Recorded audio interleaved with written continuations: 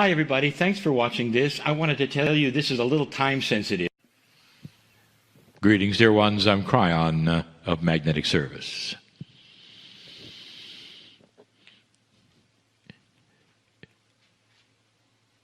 I want to talk about connections.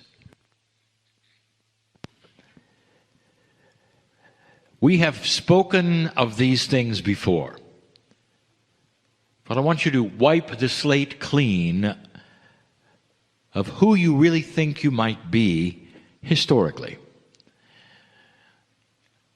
Let's paint the picture that we have many times before. You are sitting here or listening as an old soul. The definition we have used of an old soul is one who has been on this planet many, many times. And therefore you have an accumulation of wisdom, of experience. And as you sit here, you know so.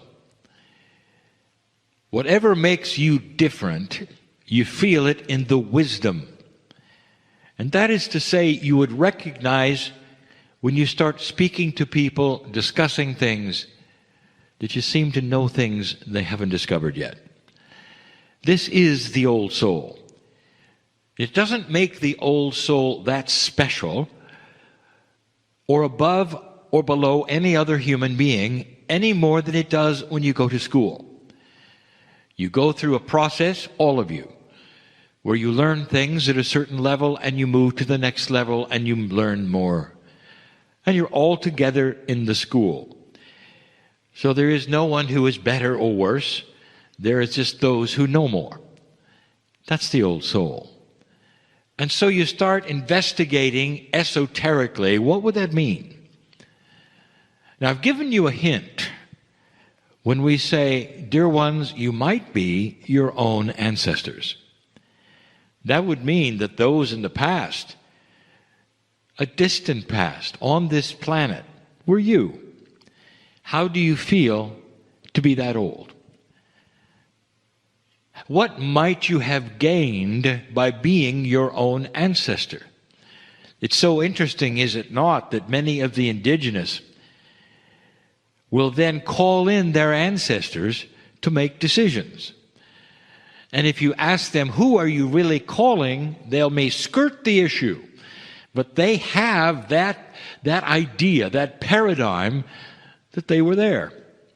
So really, they're calling in the energy of the wisdom of who they used to be, as well as the connection with the planet.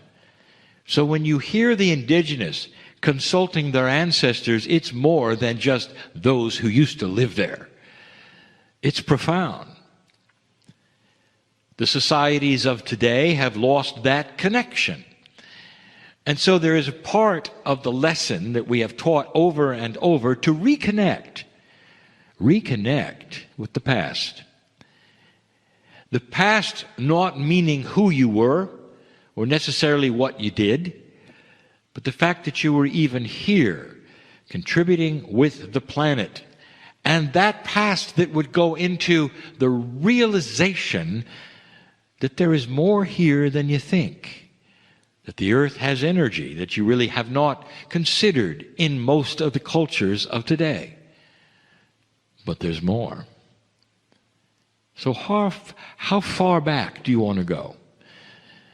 And the further back you go starts to define who you might be. So let's go to that which the archaeologists say would be the beginning. Maybe 14,000, 15,000 years ago. And we have told you, well, that was not the beginning. It was more than that. For there was a civilization before yours and one before that. We've given you channeling that would say that these are starting to be discovered. Someday there will be archaeology which admits there must have been those before those who you admit are there now. And then you look at that which is the oldest civilization on the planet as measured and provable, and that is the one called the Aborigine. Now you're at 40 to 50,000 years old. So you don't know what civilization you were in, but you know that you were at least 40,000 years old soul. especially if you came in at the beginning. Now you have a tremendous background of knowledge, of being a human, through all of this. All of that stops at about 200,000 years ago. And that is the timeline that we have given. The timeline for the kind of evolution which gave you a different kind of DNA. You might say, some of you have been here since then, since it all began in some way. Now, that is amazing. How old are you? Wow. You cannot even conceive of that distance, that many past lives. What if all of that was still inside you? We teach that it is. Nothing has been withheld from your DNA experience. And so you can even remember civilizations that are not even recorded or admitted on this planet. There were far, far fewer of you back then, dear ones. But old souls on this planet have often participated in most of those. That's why there aren't that many old souls in comparison to the billions on the planet and the few million of you. How old are you? And if you were there from the beginning, what was your connection, truly, to all that is, to the creative source, to the teaching of those from the stars? Those from the stars. Oh my goodness.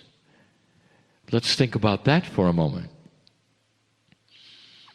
If you ask many indigenous on this planet, especially the ones who are still in touch with their heredity, their mythology, their traditions, and their ancestors, if you start to ask them the question of how things got started, in other words, ask an indigenous, what is your creation story? Many of them will say, we came from the stars. Now we get esoteric, dear ones. I want you to wipe the slate clean of everything you ever thought you knew, of what you were told about who you might be. When the Pleiadians got here, the whole purpose of that ascended planet was to give you the knowledge of the Creator, to alter your DNA so that you kept what was working for you and they added on to it. It was morphed, adjusted, and the additions were that which were Pleiadian. You therefore have DNA from the stars. If this is so, how old are you? Let's stop for a moment. I want to give you some astronomy in a way that I haven't necessarily given to you before. We interrupt this esoteric time to give you science. But those who listen to it will say it's pseudoscience because it's not accepted yet. It's not believed yet. And like so many other things, there'll be a day when scientists, astronomers listen to this channel and say, you know, he was right. So let's talk about what they don't accept yet. You might have noticed in many of the channelings of Kryon that we speak of your galaxy. We don't speak of the universe. Maybe some of you never picked that up. But this is something we have been doing now for more than 28 years. And almost all of the discussions of things outside of the purview of your solar system are those from the galaxy. Rarely, if ever, do we say the universe. Now, why would this be? It's difficult to let you have this information because you don't know what you don't know. But there's two things you should know. Number one, the other galaxies, and there are trillions in the universe, the other galaxies are each unique to themselves in so many ways. And even that which you would call normal physics is different from galaxy to galaxy. So we don't talk about the life in other galaxies. It doesn't refer to your kind of life. This is a setup from the center of your galaxy. The center sets up the physics for the galaxy, period. And the centers of each of the other galaxies are unique to themselves. So, in summary, what I'm saying is that physics, that which you believe is universal, changes from galaxy to galaxy. So we only talk about this one because this is the one with your kind of life. Here's another hint to the physicists. We've said it before. Think about it. Use logic. In physics, you have discovered something. And it's correct. There is a polarity for everything. There is a polarity even within your cellular structure. But all the way out to basic physics and the galaxy, there is a polarity. The rules and laws of physics that you have set up shows it. You have a strong and weak force here, a strong and weak force there.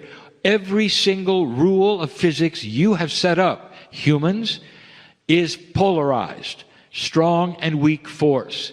And that is a push-pull energy, like magnetics, that literally is responsible for everything you see in the galaxy, right to the individual cellular structure down to the molecule of DNA. But in your infinite wisdom of the way things work, you look to the center of the galaxy and you say there is one thing.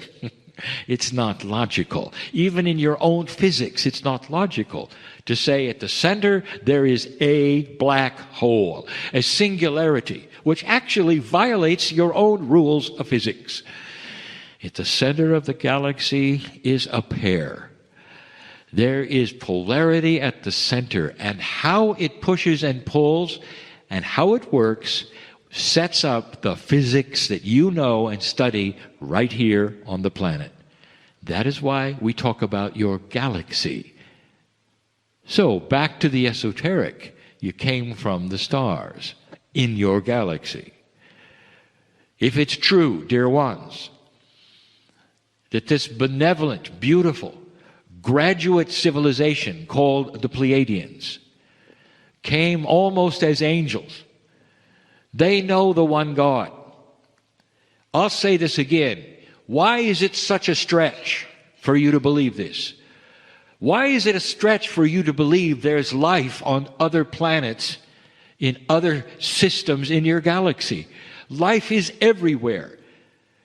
Where is the logic that it only occurred in one tiny little place? We've said this before. It's like the human being born, growing up and sitting on the beach on an island and saying, I can only see this beach and this sand. Therefore, because I cannot see others, this is the only beach on earth. It's that silly. It's everywhere. Life is everywhere. But your kind of life that is sentient and knowing about the Creator is not everywhere. That is why the Pleiadians came to seed you. It has to be free choice. God inside is given only to few planets of the trillions and trillions that could support life. But only a few get seeded like the Pleiadians seeded you. They know the creative source. They know the one God, just as you're discovering, dear ones. They are not outsiders. They are not ETs. They are from the creative source. They are the Pleiadians. There was great love in that. To come here and seed you, and so many of them never go home. Beautiful love in this. It is not odd. It is not otherworldly. It's from the creative source. You have their DNA. Therefore, how old are you? If you have their history, then you're as old as they are. Now, there is somewhat of a veil that happens that keeps you from remembering anything but your earth lives. We say somewhat of a veil because it is in the Akash. It's almost like a block, so you will not go back any further than that which you can recall from your life on this planet. But oh boy, it's in your DNA because you have DNA from the stars. Well, what if we go further?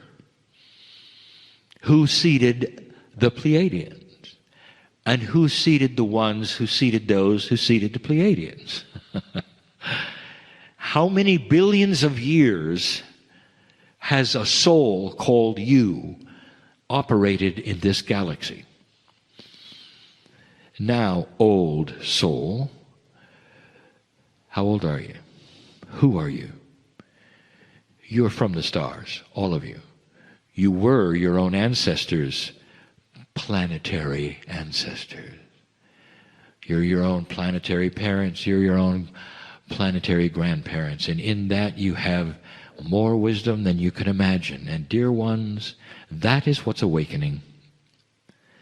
You're a child of the galaxy, almost from the beginning life that ever was here. Billions of years older than your own planet. That's how old you are. That's the connection that you have. And when so many of you go outside and look at this grand earth and the beauty of it, especially here, sometimes it sweeps in only for a moment, only for a fraction of a second. This is just one of many, and you've been on most of them, that held this beautiful life in combination with that which you call Pachamama, that which you call Gaia. Every single planet was anointed, initiated, and had an energy that would resound to the inhabitants like you do. And that is also carried forth. When you gaze up into the stars, it's harder for you to see it. But don't you feel something? When the stars are out and there's no light pollution and you can see them all, don't you feel part of it? And that's why. Because you are. I want you to take this information of connection and understand this part. You belong here. There was not an accident that the lineage of the stars brought you here to the earth when it did. That you could participate in being an old soul through civilizations so you could come to, are you ready? The only one that has made it. The only graduate civilization, the only one, who did not destroy itself on schedule like the others did, like you were going to. And now you begin an uphill climb, eliminating darkness, absorbing light, paradigm shift, the struggle of old and new. That's where you are. Each of you has short lifetimes. That's going to change. And it's not going to be science. It's going to be the evolution of humanity. It's going to be cellular. Because the cells will start evolving. And the telomeres will not shorten. And you'll start living longer. Disease will not attach to a higher vibrating human being. And you'll live longer. But all of you, who have gone through life after life will eventually, in the corporeal cells and the body you have, will pass over. And when it's time to do that, for each of you listening and in this room, I'll tell you something. That within 3 of your earth days, the party begins. You awaken into what you already know. To the grandness of being on the other side of the veil in a soul group that is galactic. Knowing what you know, you start to hear the music that you cannot hear now. I am metaphorically talking about things that you have no idea of. And that will then reveal, again, the majesty of who you are, what you've been through. And who are you going to meet there in that soul group? And I will tell you, you're going to meet the galactic center of humanity and all those who call themselves children of God. And there'll be trillions, and you'll know them all. And the celebration is grand as you prepare to return, to place the veil again on this planet so you won't remember any of it. It's not a simulation, but it is artificial. And what I mean by that is this earth was made for you. Gaia was made for you. This is the test of energy, not the test of the human. The test of the energy of light and dark that you are beginning to go through. Passing this test will create a planet which will then seed another and another and another. And the entire reason for this is to raise the vibration of this galaxy.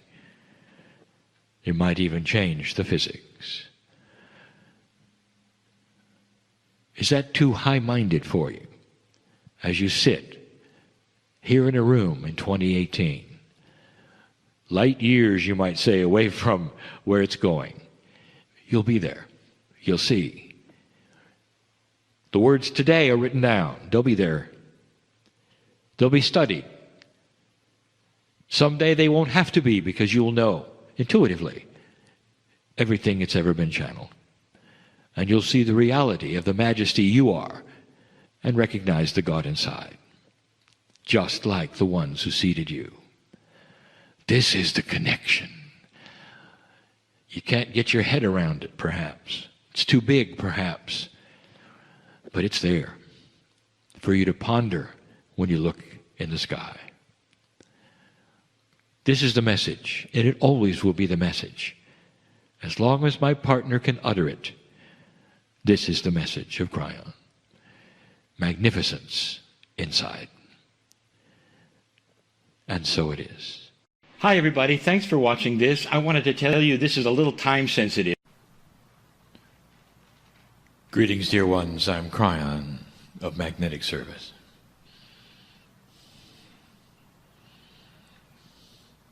For over 2 decades, we've said those words. And in each time it is fresh. For those who sit in front of me now compose a unique group of human beings. More than unique, the purpose of your being here in this room today is unique and specific. It's been called a workshop. A time when you react to one another, react to the energy, ask the questions that are important. An eclectic group of human beings who all have one thing in common. You're old souls. And you want to know more about yourself. The questions asked today, the subjects discussed in the workshop, we've all seen. Dear ones, I want to start with this. There is a paradigm shift from what you expect from God. I don't know how to make this clearer for you. So let's start this way. How do you define who's talking right now? Are you aware that there is a multi-dimensional aspect to the message? Channeling is not linear. It is not something that happens each day of your life in this fashion. There's something going on here. that is beyond that which your sight can see in 3D. There is an entourage who we've described and labeled, identified, defined in the room right now. In the room.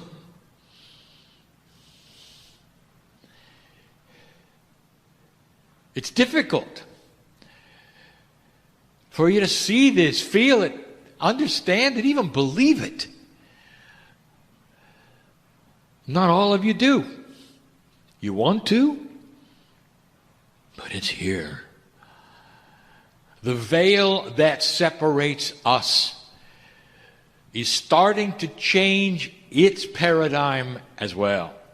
There used to be a uniform veil, and that separates, I would say, the creative source energy from your knowing about the energy.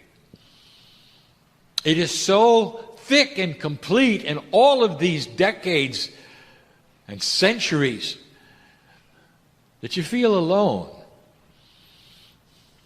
When humans began to realize there's a God and a creative source and that there's a connection, there was all manner of conjecture how to make the connection. How do you talk to God? How do you get to God?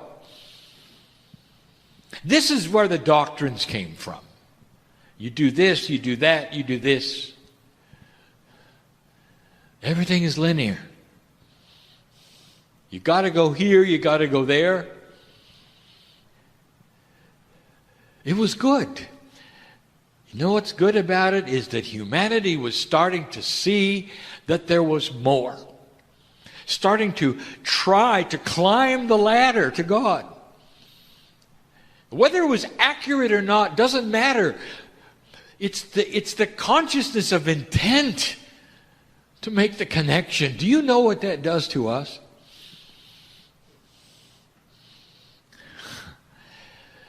If you were somehow separated from your children right now with a veil where they couldn't recognize you, and they started to combine together, the children all combining together and saying, we know our parents are out there somewhere, let's figure out where they are, how to talk to them. Would it matter what they did? And the answer is no. The fact that they knew you were there would comfort your heart, would it not? Would it not?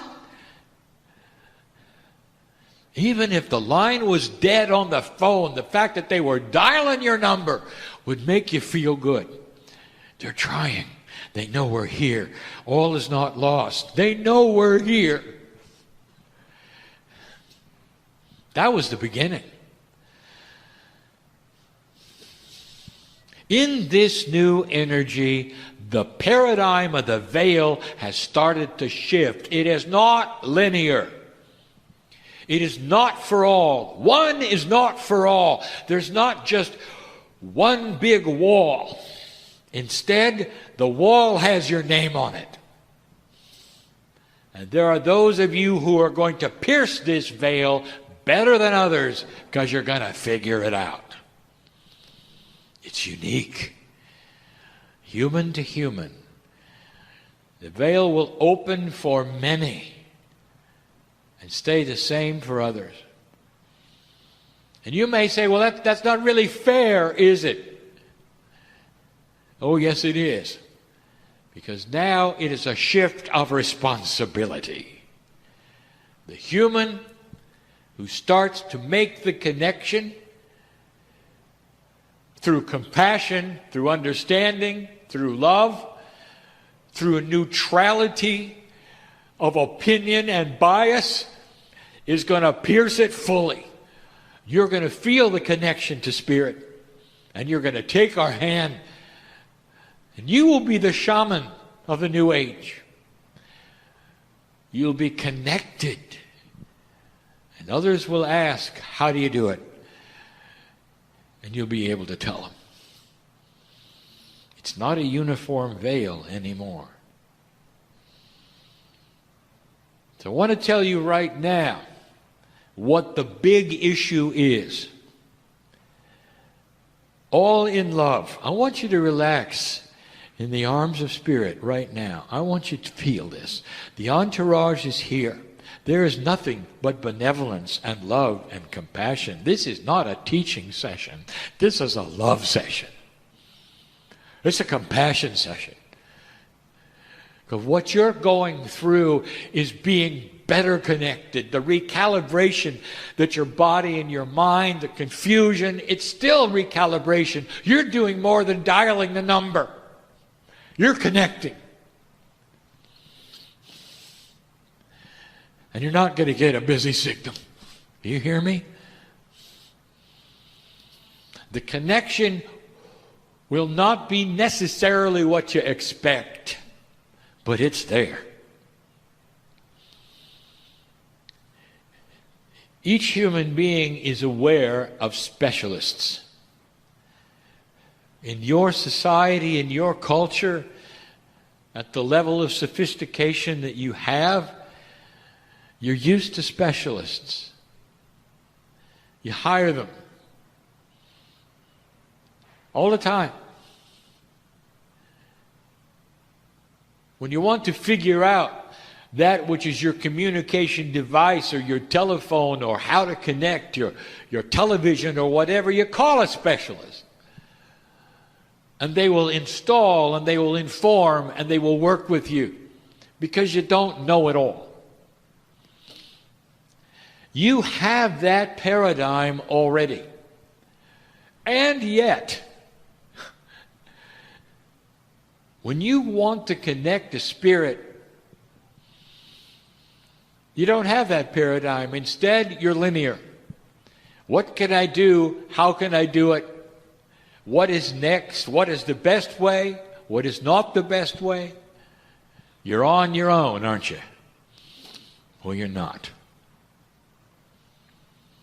Here's what I want you to know.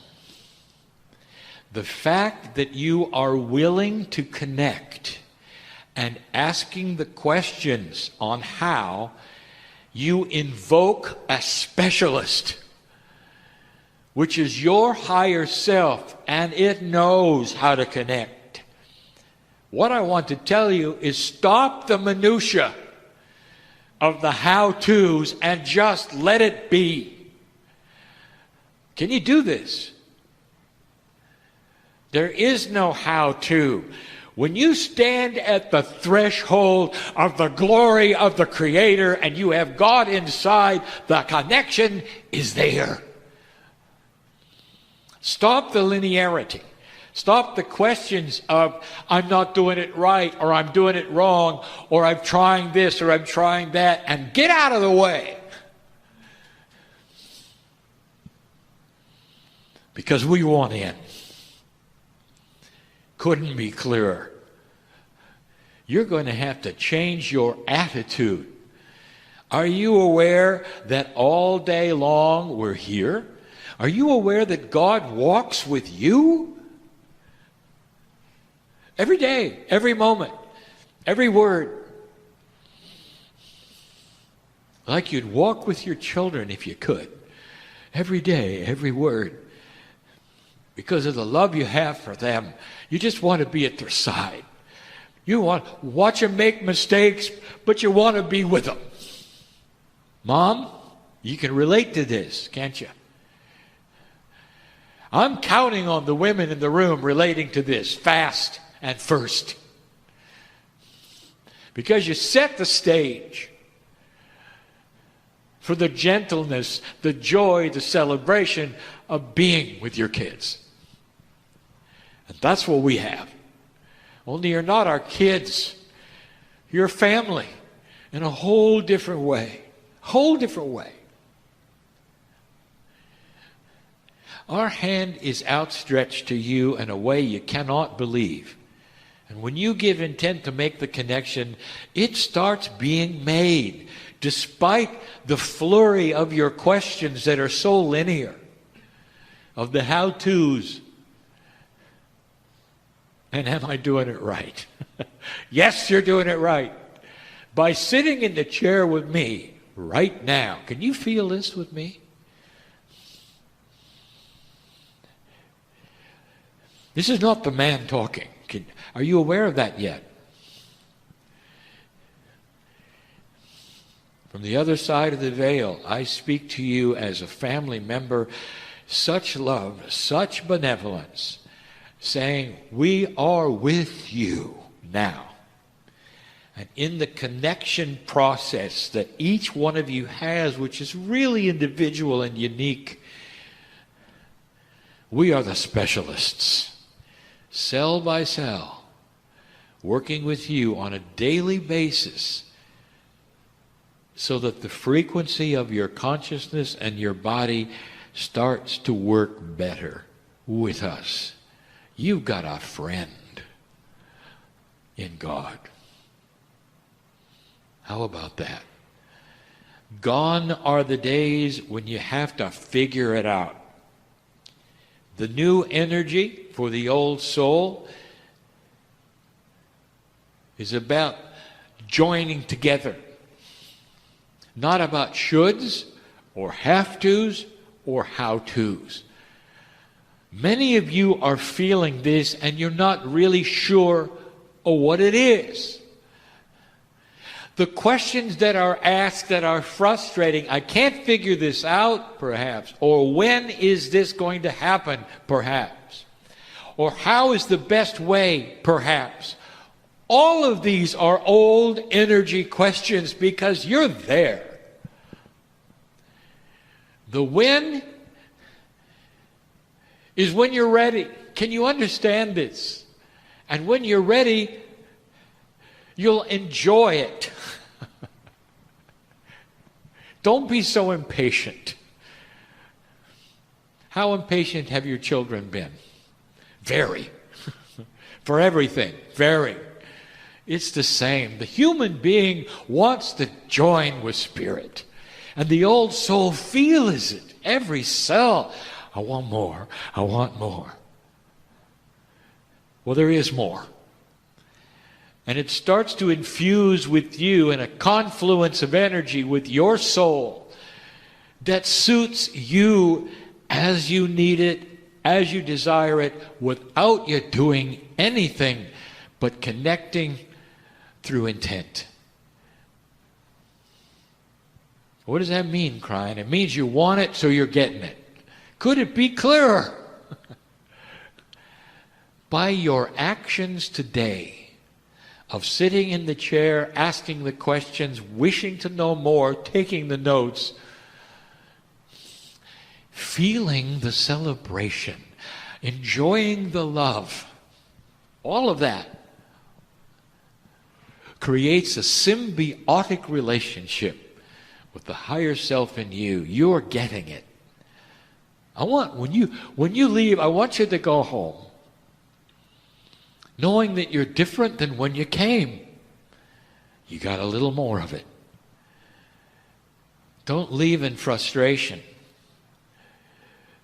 And don't leave thinking this was simply a workshop. Or are you going to limit yourself? Again. I want to tell you what happened here. You got closer. Can you feel it? You got closer. And that doesn't go away when you leave. And when you wake up tomorrow and the next day, I want you to feel it. You got closer. You got closer to what you came for. Understanding. A feeling of peace every day. A reason for living. Connection to the family. Benevolent outcome. Maybe it's not fast enough, but you're connected. It's time is when it's time. It should be good enough for you because you're there as part of the engine of the planet's recalibration. That's who you are. What you do today affects the planet, affects the cosmos, affects everything. I close with this.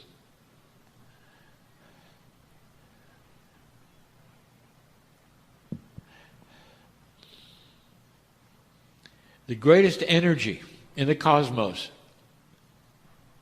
is love. It's a big word. And you can't define it. It's more than just grace or compassion or benevolence. It's a way of being. That's the connection. Worry, doubt, frustration, and fear are like blankets that get in the way. If you're going to throw walls in your development, that's how to do it. Worry, frustration, fear. It's time to change it. It's time to erase them on purpose, with intent, and see the connection. That's when the old soul will soar. And your life will change. You came for a healing today. I just told you how to get it. It's all with the consciousness that you're developing, and every cell in your body is going to cooperate with you and your decision. Whatever you have going on in your body, localized, whatever you think it is and where it is controllable with your consciousness today and what you decide and what you think. Because your cells are listening to whether you made the connection to the family today. Balance is yours. Because that's what the body wants. Meliha, you mentioned in the meditation the source of love. What is your source? It's the other side of the veil. It's the family. It's the connection. That's your source. Go get it. It's waiting. It's here. Can you feel this? The entourage is pressing on you and looking at you right now and saying, be one of us, not apart from us. Change the paradigm of humanism today and relax in the arms of God. And so it is. Hi, everybody. Thanks for watching this. I wanted to tell you this is a little time sensitive.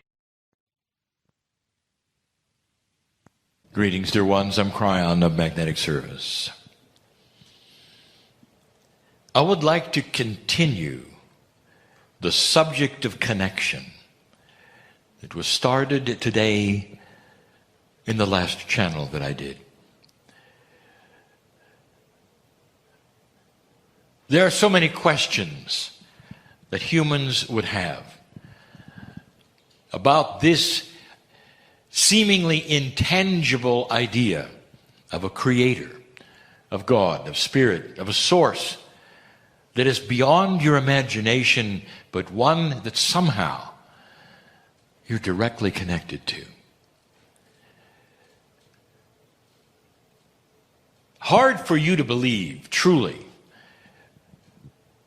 that there is an entourage, if you want to call it anything, a group, if you wish, around each of you all of the time, and that group knows your name. How many times have we said the name is not the one you think? The name is of a soul group. The name is bigger even than you can imagine. The name itself exists in light. And the name is not an identifier. The name is a descriptor of magnificence and speaks of a soul group in this galaxy that belongs to Earth. If I could summarize that, I would say, God knows you. And this, dear ones, has to be realized or trained or somehow gotten across to most human beings. And the reason is common and obvious And I will go into this yet again, the idea that humans have, that everything around them that has intelligence echoes a human's intelligence. When you have a pet, and the pet cannot understand, of course, your language, but they understand your emotion. You talk to them as though they understand everything. You project humanism on the animal to make them feel better or whatever. The animal has no idea what you're doing, but they can feel the love that you have. Dear ones, that's the human looking down, but when the human looks up, we have told you before, an issue occurs. I'll call the issue God in a box. And the box is a human box that God exists in. For then the human projects everything that is human nature onto the Almighty. And God then is portrayed simply as a superhuman. But that human somehow has anger and disappointment and judgment, as well as love, of course. I've told you that every civilization on this planet has done the same thing. Yours has as well. I've also told you, you are number 5.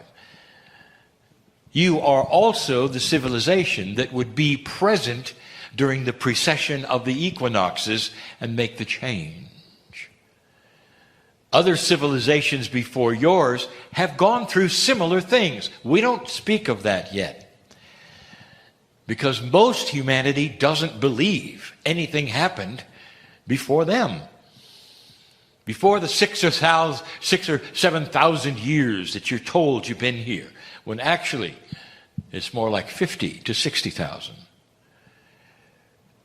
Would it shock you if I told you that some of the inventions you have, the marginal ones, but important ones, such as electricity, was not only present early in your civilization, but in the civilizations before yours? And the reason, because it's easily discoverable. Nature produces it. And anyone watching and looking and interested with an inquiring mind will discover it eventually. So you're not the first. And it leads to things which I'll mention in just a moment. But what I want to tell you is that you still have a model for everything, and it's you. Communication is interesting with humanity. Let's talk only about your civilization and what happened when. So interesting. You think you're so technical. You are. What if I told you, however, that long before the telegraph or the radio or the telephone, you had a system of communicating at the speed of light 20 miles at a time? You may laugh. All they had to do was climb a mountain and give smoke signals to the next mountain. Communication at the speed of light 20 miles at a time. One mountain would talk to another, would talk to another, would talk to another. The language perhaps was a little rough, not many words, but it was communication. It was needed. The dream of all humanity always was instant communication. In a very early time, if you wanted to send a message to someone you knew in a town or a village that was far away, the system was to write a note, get on an animal of some kind, and ride the animal to the next town. And that became the mail. Today you laugh at how slow that might have been, for sometimes you'd say hello in a letter, and 3 weeks later you'd get a hello back. And that was as good as it got. In your civilization, talking about the 1700s or so, along comes a system of electricity. You called it the telegraph, where you could start then sending messages through code, long distances. 100 years later, it led to radio. And then the inventions began. But suddenly you could talk, and those a continent away could hear it in real time. Some thought that was just about as good as it would ever get. Then you could do it with pictures. And now, dear ones, with simple devices you carry in your pocket, if you have the right equipment on the other side, you could talk to the planet, and they could all hear you at once. The secret, of course, is having the correct equipment, the correct connection, that which is needed in today's world with that which you call the net. Wiring it to everyone so everyone would have the correct equipment. And now, finally, one human could talk to everyone and they could talk back. That's how far you've gone. But even today, you didn't extrapolate that technological improvement onto God. Do you realize that? You're still sending letters. Now you might say, well, wait a minute. That's not true. I can pray and I know God hears me. Yes, but dear ones, you've always felt it was one way. Because you never felt that God could hear you enough to give you an answer immediately. It was either passed down somehow or realized in some fashion or got dysfunctional somewhere along the way. I mean, the Greeks were doing it. They were sending messages through prayer to their gods who they made dysfunctional so they would be more human. In other words, it continues even today that who you are as humanity is then placed upon God. And this idea of God in the box is as follows. There's no technology yet high enough to have a real-time communication with Spirit or God, where you could have a back and forth message at the speed of light. It simply is not acceptable.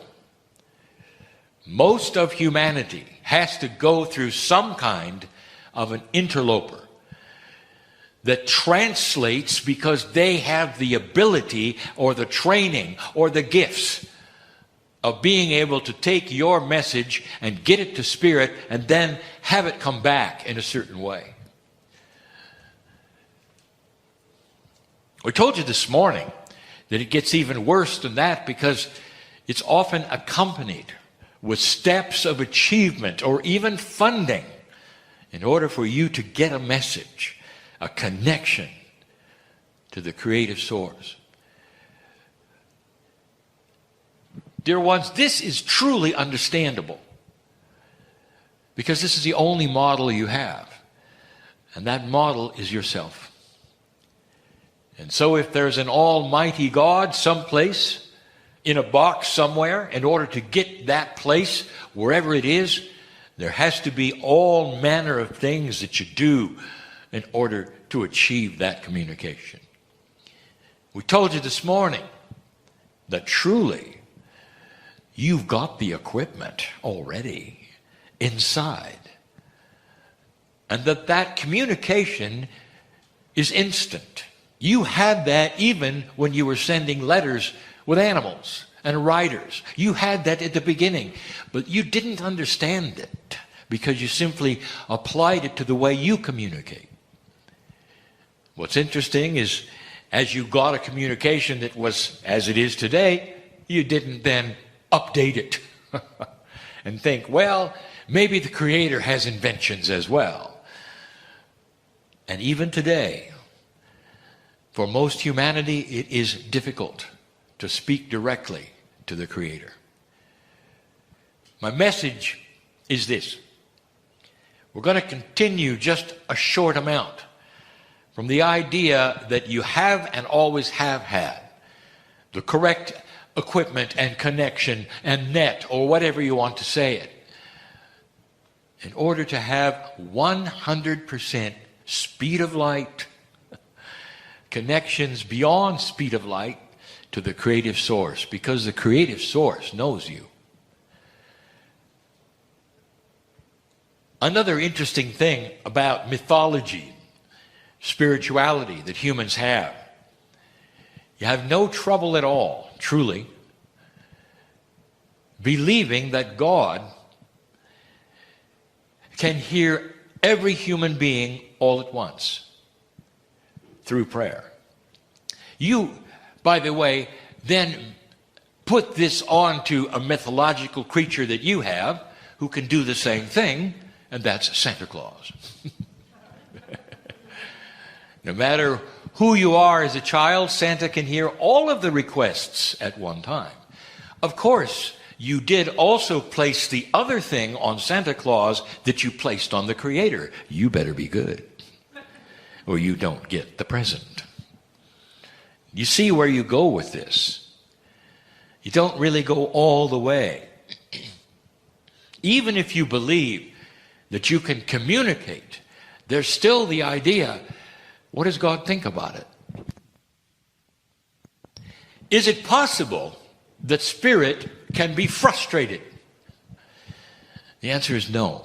That is a human emotion. Anger, no. That is a human emotion.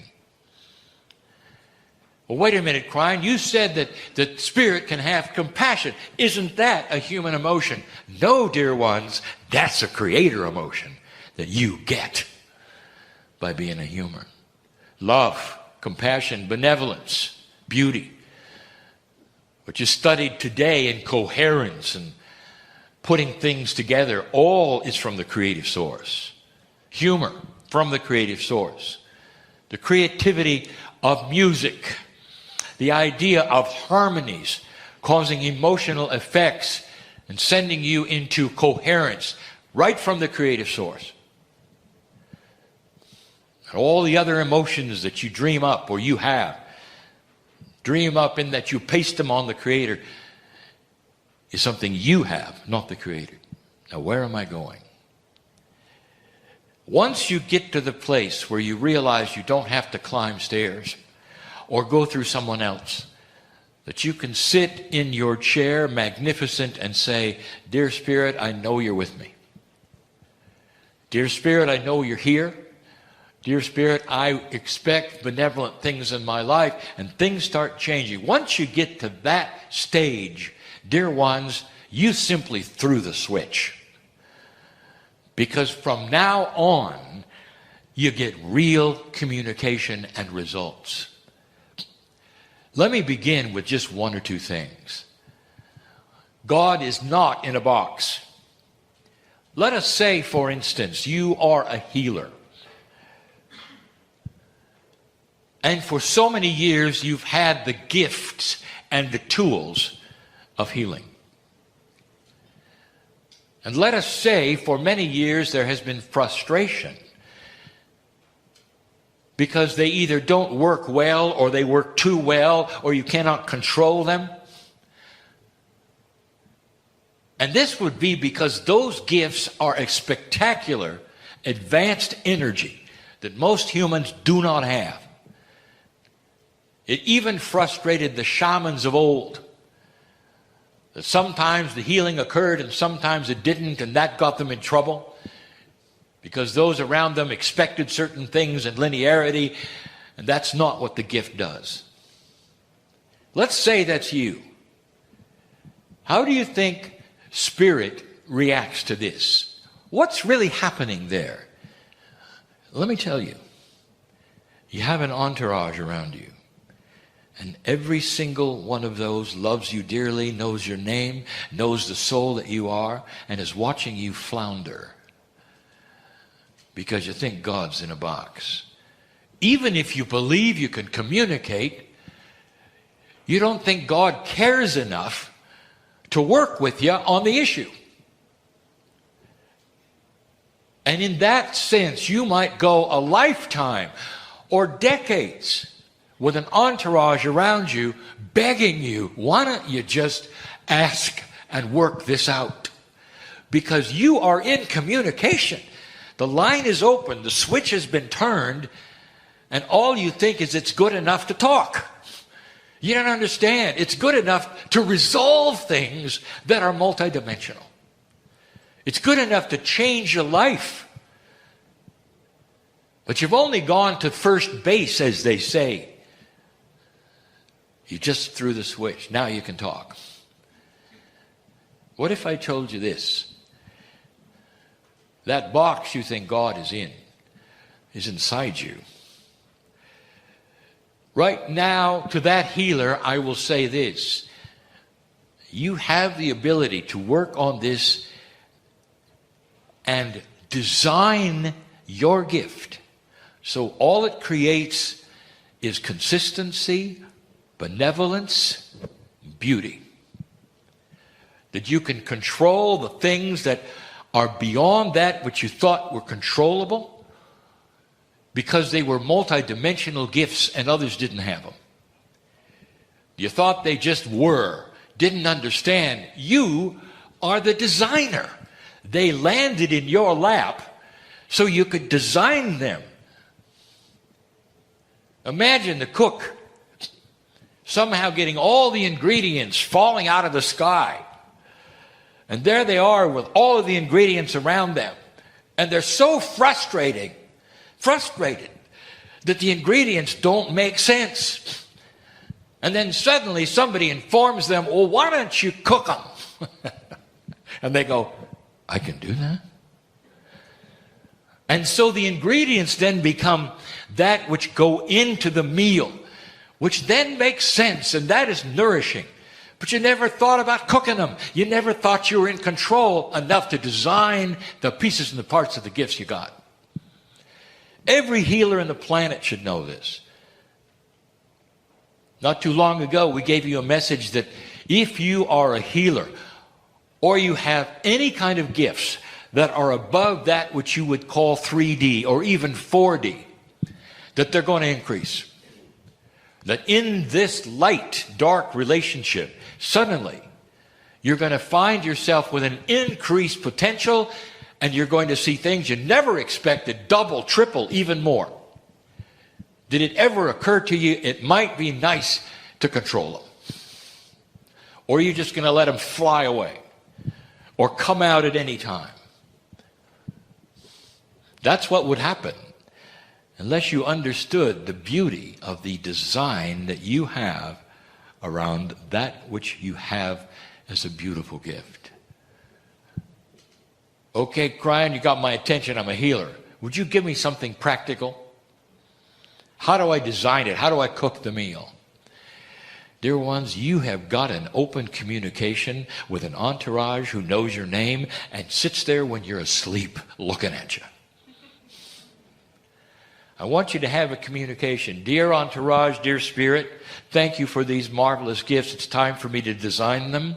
Give me the intuition and the energy that I believe in that helps me to know what to do in order to suppress the things that need suppressing and release the things that need releasing and the timing of it.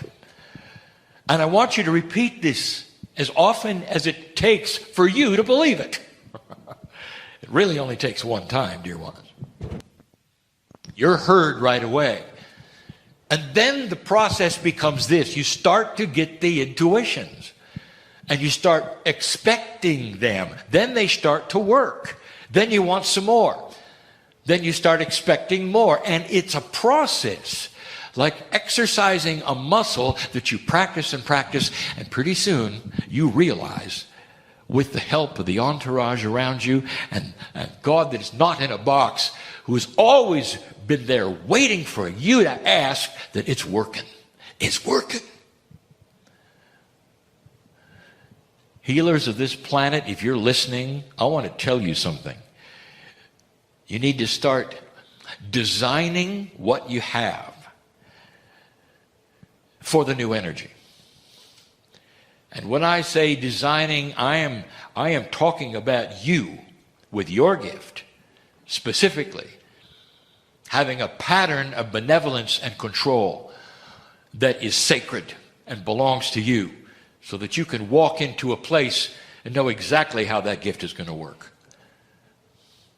That's necessary. It's needed. And it won't work as long as you think that all you've done is thrown a switch and that God isn't looking. Spirit knows you so well. Whoever you are sitting in this group or listening to these words, I have news. That there is a pattern for each of you to help you drop the fear, to help you advance in things that you didn't think you could advance in, to get control of your biology. All of these things have your name on them. It's not too much for Spirit, dear ones, to do this to millions at the same time.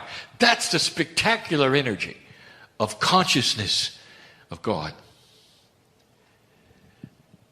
Don't limit what you think is possible just because you don't believe you're in touch to that degree. You are.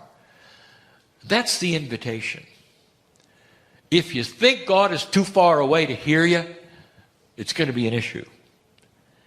But if you think you can whisper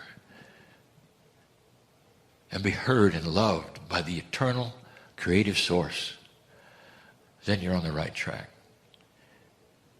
Dear Spirit, help me to shape my life in a way that's going to work, because you know me better than me. My higher self, my soul on the other side of the veil, the entourage, whatever that is, I realize it's all there to help me right now on this planet during the shift, so that I can live longer, I can be peaceful, I can deal with the little problems that are coming along my way almost every day. And that I can design a reality that is beautiful for me, not for anybody else but me. That's the individualness of the beauty of the love of God. Are you getting this? Bigger than you think? In this light, easier than you think? But it's not that which you've been told. So for some of you, it's harder. For some of you, it's easier. But dear ones, for all of you, it's possible. This is the message, and will continue to be the message from this man in the chair. And so it is. Hi, everybody. Thanks for watching this. I wanted to tell you this is a little time sensitive. Greetings, dear ones. I am Kryon of Magnetic Service.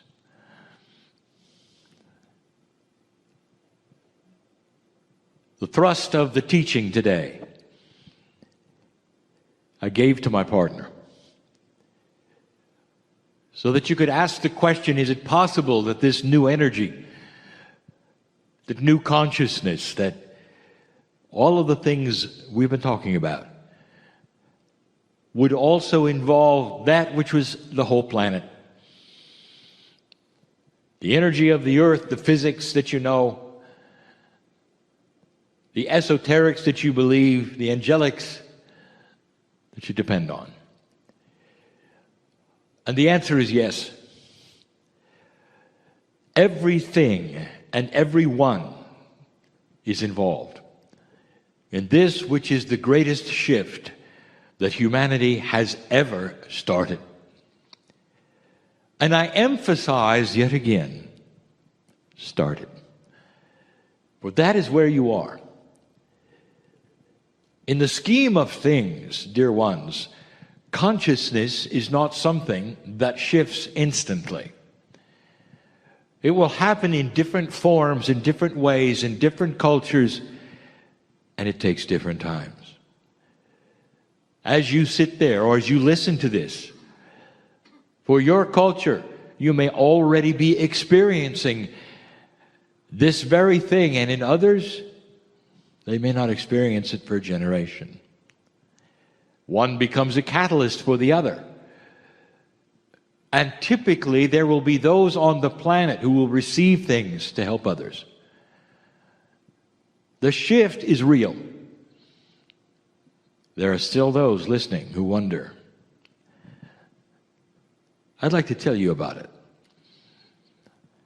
I'm going to label this particular message Surprises in the New Energy.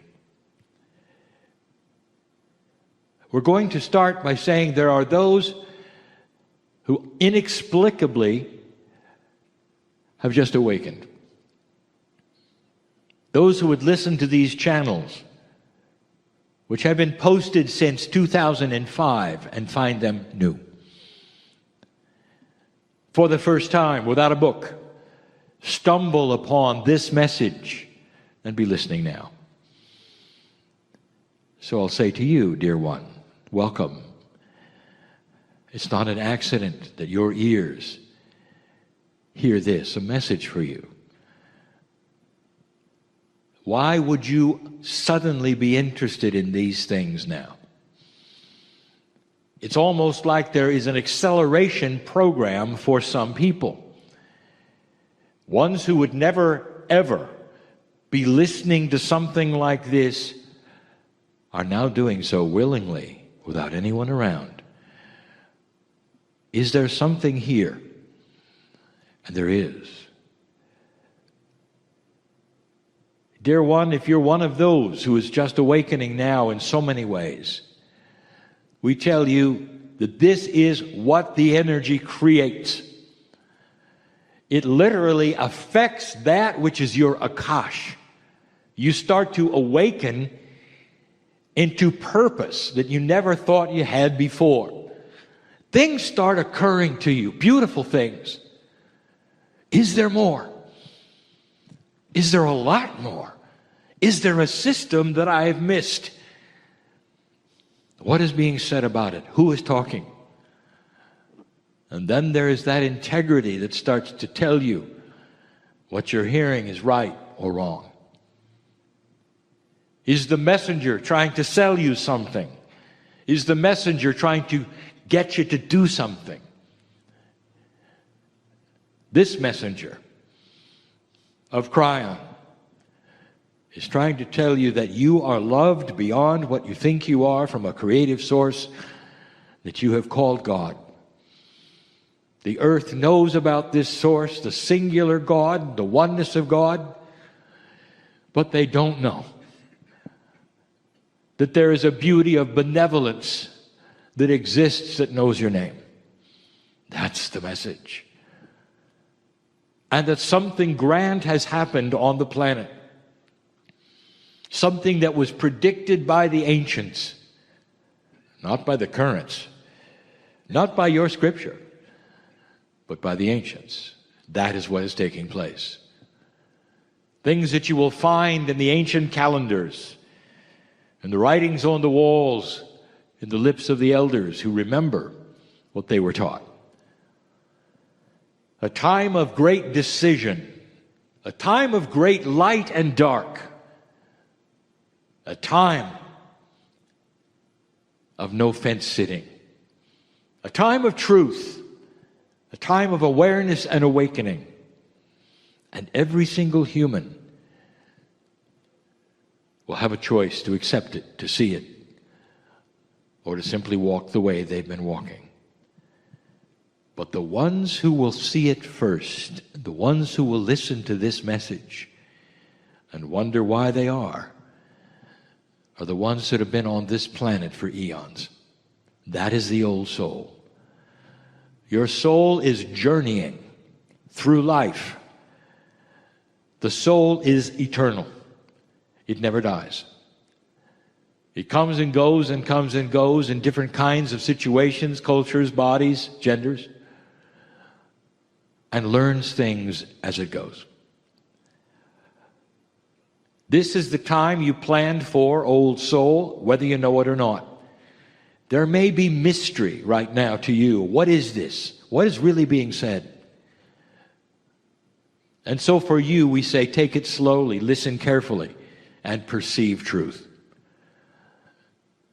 But the ancients knew that human consciousness would someday awaken to a higher, much higher ethics. The beginning would be with those who were old souls who had been on the planet the longest and would have the equipment, that is, the experience, to see what it was.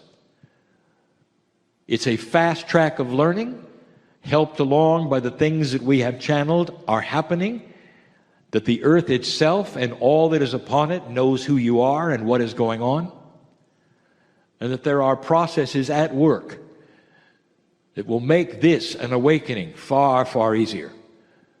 Because the processes are one that will void the dark, make it uncomfortable for those who only want the darkness in their lives, and will eventually wipe away that which you even would consider to be evil.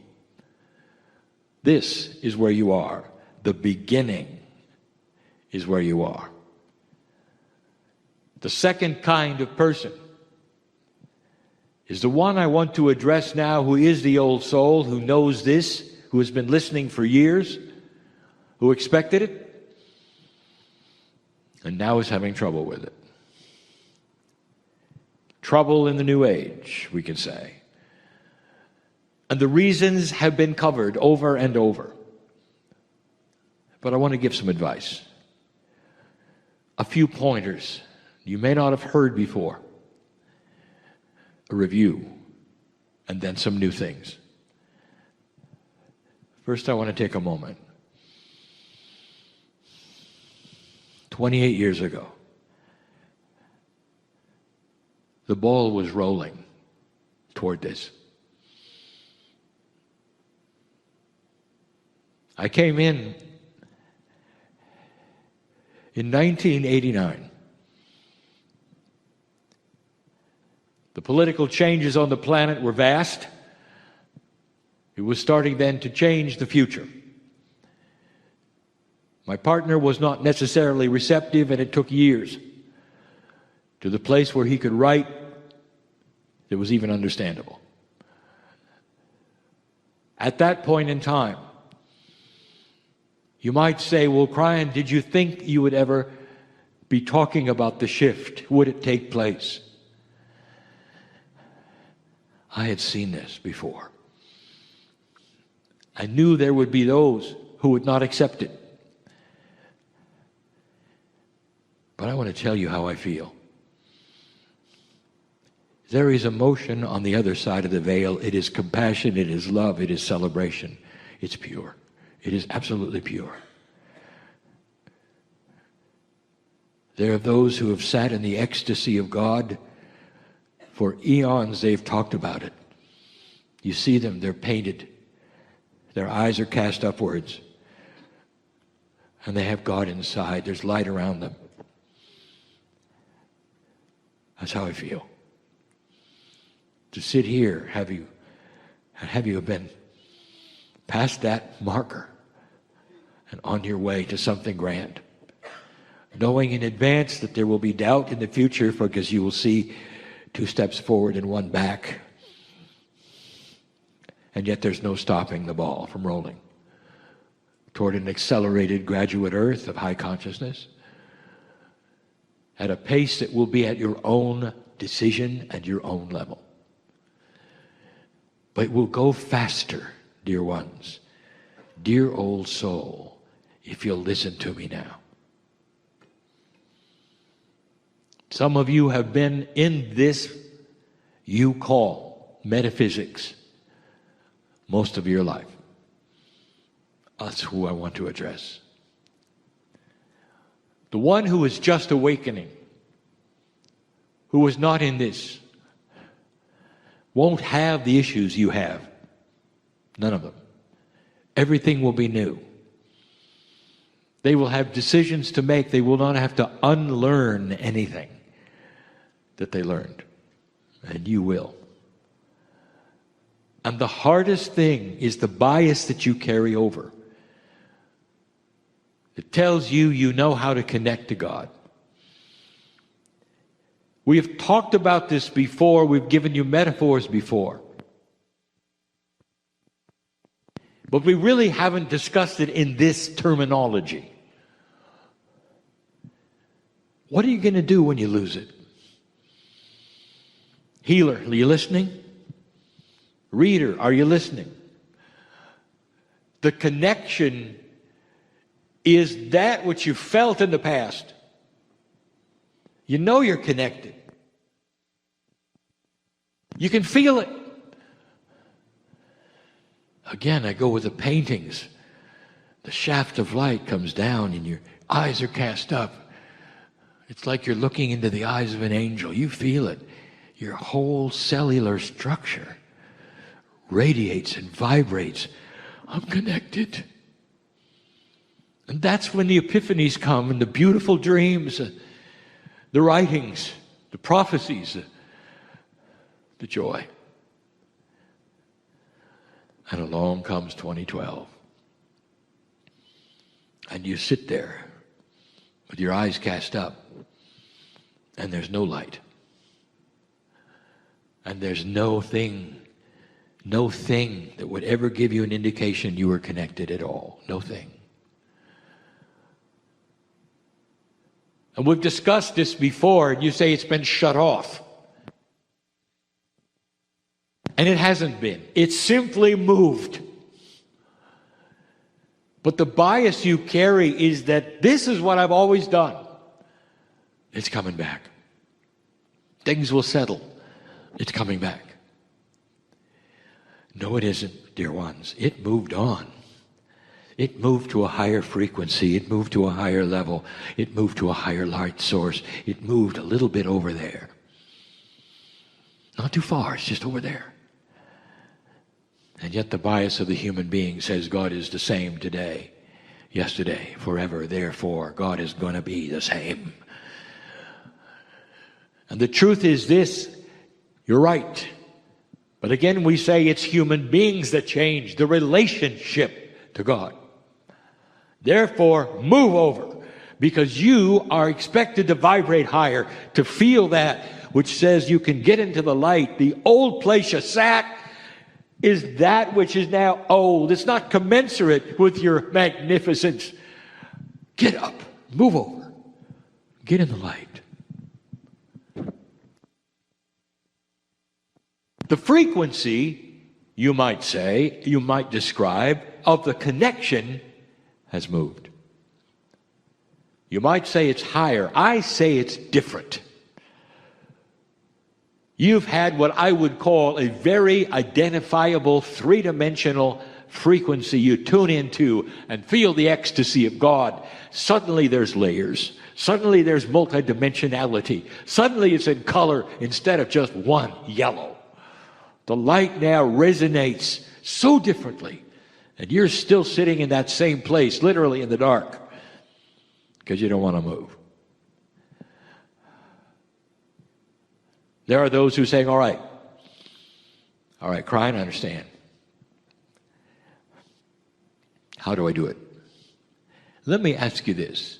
How did you do the first one? Did you jump through hoops? Did you climb ladders or steps? Did you have to have lessons? And the answer is no. You just sat there. And you went into a space that said, Dear Spirit, I'm here. Let's talk. You gave the invitation. And over a period of time, this is what took place. Then the connection got more often. If you're a meditator, you know, you get into a certain space, literally, where you float. Everything is there. It clicks into place. Let me ask you, what'd you have to do to get there? The answer is just expect it. That's the answer. Number one, we'll say it again. Understand it moved. Understand that you did nothing wrong. And that this new energy is uncomfortable for some of you because you're just not getting that. You're still sitting in a place expecting the same thing to happen. It got bigger. So did you. You're just not matched up yet. So how do you do it? You do the same thing you always did. First of all, change your position. Don't even consider that it's still where you were. Go to another place. Perhaps even change the chair. Do anything you can that tells your innate, I'm getting ready for something different. Then when you sit there, you can do the same thing you did before. Dear Spirit, I am here in my magnificence. I've got inside. I'm ready for the connection. And over time, dear ones, He'll come to you. It's almost like you're matching light sources. But as long as you expect your light to be somewhere else, it's not going to happen. That's the first step. Second step, if you want to call it even a step at all, is don't decide in advance what it's going to feel like. You think you know, don't you? I've connected for 50 years, you might say, or 30, or 20, or 10 with Spirit. I'm a healer. I know what it feels like to be connected. No, you don't. You know what it feels like to be marginally connected. You have no idea about being connected, and that is the offer. Don't decide in advance what you're looking for. Instead, you stand in this purified light that you can't see and you haven't really experienced yet, and you say, Dear Spirit, I'm here. Match my light to yours. And then don't expect something that you've had before. It's not going to overwhelm you with emotion, dear ones. Maybe the first one did. Now it's going to overwhelm you with truth and wisdom and appropriateness, like a key in a lock. There you are. And you're going to say, this is good. You'll feel it in your heart, not in an overwhelming emotional way, but in a way that says, I am connected. Hard to describe the difference between euphoria and being connected. One is an emotion.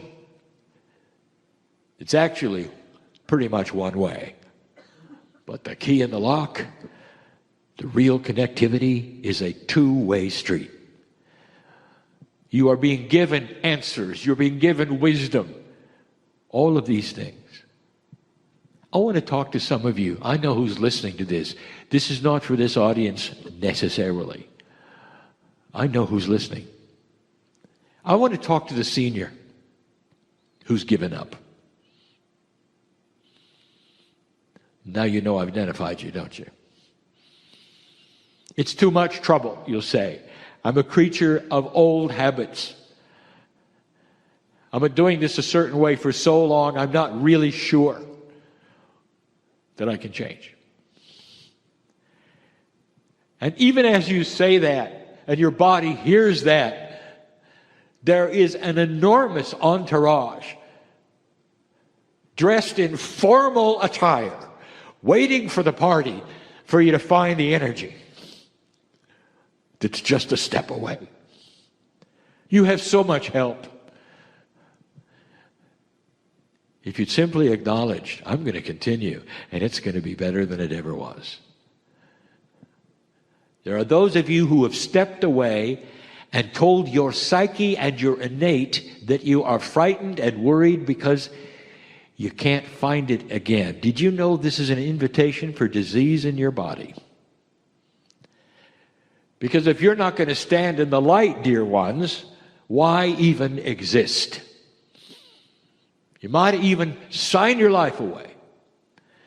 You spent so much time invested in the light, you can't just cross this bridge and give up. That's an invitation for an unbalance. You know better. You know better. We're all there, dressed in formal attire. We're waiting for the light to be turned on for you to arrive and reconnect in a way you never have before and keep it going. That's for the elder who gives up. Being uncomfortable in this new energy is so common for old souls. Because now you've got to drop the baggage. That's the other one. What is it that you've carried around that you think you need? The protection, the clearing, whatever it is we've told you before. This is new. You can't carry around your lamp oil when you have electricity, and some of you are. It's dangerous. Catches on fire. Do you get it? It's dangerous to carry the old baggage into the new energy because you'll always use it as a crutch or expect it's going to do this or that when it does nothing. Your light in this new energy is so immense you don't need electricity or lamp oil. All you need is you and an understanding. Finally, you're connected in a way you've had dreams about. Haven't you had the dreams where you're connected? Haven't you had them stand where you have shafts of light coming through you? Now you know I'm talking to you, don't you? I know who's here. Shafts of light. And you wake up from the dream, you say, wouldn't that be nice? It is nice. Welcome to the new energy, because that's you. That was a foreteller of you in this energy. The light is esoteric. You can't measure it. Not really. Not yet. But the ones who can feel it are the ones that would oppose you. Because no longer is there opposition, not to that kind of light. They'll run from you. You've got wisdom, power. The power of truth and knowledge. Knowledge that will create a civilization eventually that will never war with itself. This is who you are. If you get connected, your health will start to correct itself. Balance is what happens when connectivity takes place. I want to tell you something. Everyone here needs to hear that. If you get connected, the innate in your body will start to clean up that which is biological. It's about that which cleans the body with compassion, understanding, and truth. When your stress levels disappear so they can't be measured anymore. Where disease flows away from you instead of into you. When you can safely walk in dark places and not be afraid because you carry your own light. When the fear of that which would unbalance you goes away because you know it's not yours anymore. It doesn't belong to you anymore. There are those in the room who have actually accepted disease to the point where you say, I have this. Have you ever thought about what your body hears when you say, I have this, and you name something? You've just owned it, acknowledged it, and your body heard you. That is dangerous. Old soul, watch what you say. I have magnificence. I have light. I'm working the puzzle to eliminate this. I am in the process of clearing this. Never say, I have this, and then name a disease, or an issue, or a problem. Because your innate is so aware right now of your commands to it. It's almost like it's listening to every single word you say to everyone. It's time for you to claim that magnificence. It's going to help you connect. Believe me, you're beginning to turn on your light. It's the beginning. It's why I'm here. The transition is tough. Only because the bias is caused from eons of being a certain way, and now it is not. That's the message today. Oh, there's more. Much more. The oil, the catalyst, the thing that greases the wheels of all of this is a word you don't want to hear. Patience. All of you are impatient. Every single one. Because at some level you can feel it coming. The train is arriving. You got the ticket. You've been waiting years. You can hear it, but it's not here yet. So now you wring your hands and say, come on, come on, come on, come on, come on, come on. I want you to be patient because it's a guarantee you're going to get on the train. And in the process of the patience, more stress will disappear. It's all related, dear ones, to you passing into an energy you've never seen before, never felt before, never been in before. I'm crying in love with humanity for these very reasons. Being a light worker is work. And so it is. Hi, everybody. Thanks for watching this. I wanted to tell you this is a little time sensitive.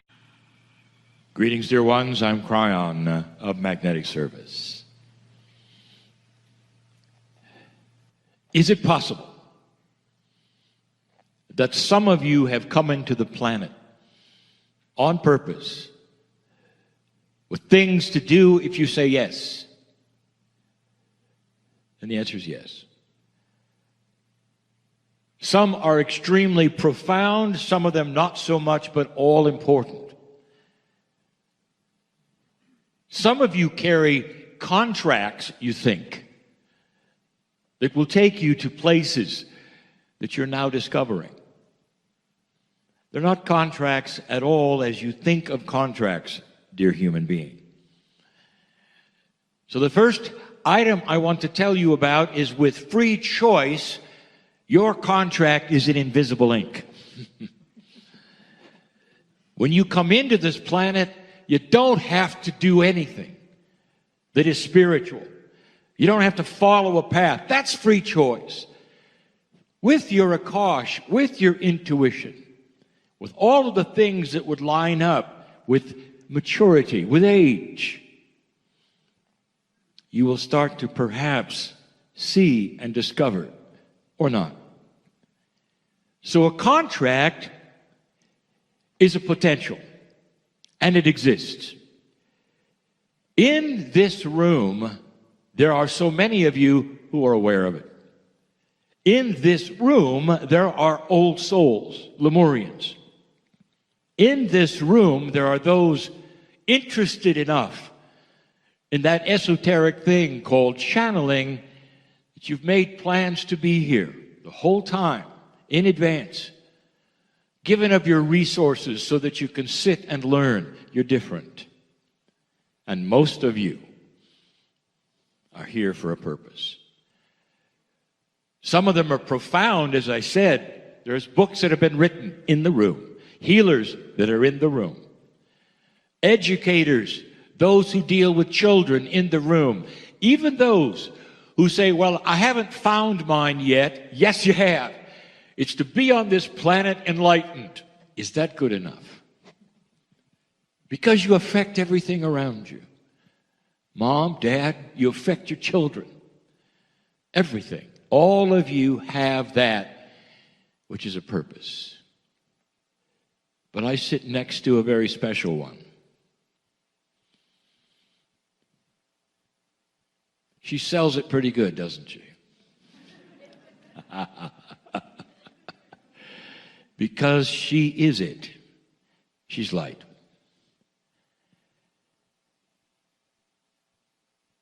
The teacher Peggy has paid the price, as so many of you have, in relationships of all manner. She has been asked to leave countries because her light was too bright. She's been asked to leave the room because her light was too bright. All through her life, this has been the teacher Peggy. And the thing that brought her to the cosmic lattice was this light. How do you categorize it? How do you use it? What do you do with it? And she put it together. Are you shocked that there's physics involved in the lattice?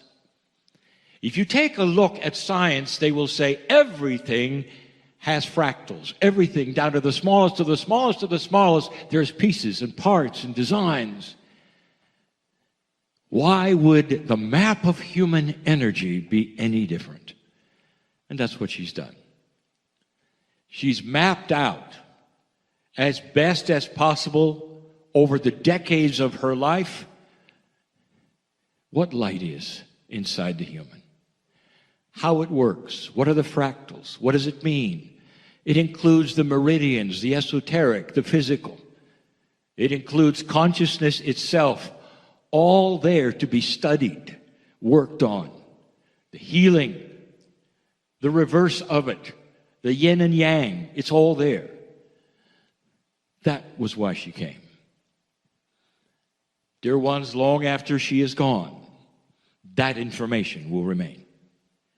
And it will always have that name on it of Peggy Phoenix Dubrow. She stewarded it and continues to. She's light. And that brings me to the lesson. And the lesson is one I have given before so many times. For those listening after the fact and enjoy listening to multiple channelings, this is not new. But to those in the room who actively have raised their hands and said this was the first time they have actually heard the channeling or been in one of Kryon, this is for you.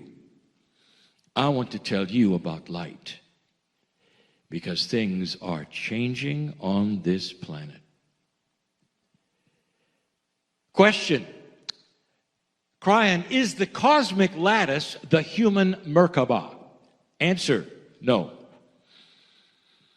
The Merkaba is that sacred vessel that you ride in. I'm going to call it the ascension vessel. The cosmic lattice is the map of human energy. All of it. Even parts that Peggy has not yet discovered. But the Merkaba, an esoteric vessel that you ride in all your life, you might say it's the membrane of the soul. If you want to get into where it is, how big it is, you can't. It cannot be drawn. Although there is so much esoteric structure in it, there is sacred geometry throughout it, just as there is in the lattice. That's what I want to talk about. This Merkaba of yours is startlingly, profoundly energetic. With intent. All of you have it. Every single one. But you can walk this planet, never see it, deny it, never learn where it is, what it is, you have it or not, and listen. Through free choice, God is never going to tap you on the shoulder and say, why don't you look at the Merkaba? Because that's free choice. This is important for you to hear. Freedom not to look is never judged. Freedom not to look is never judged.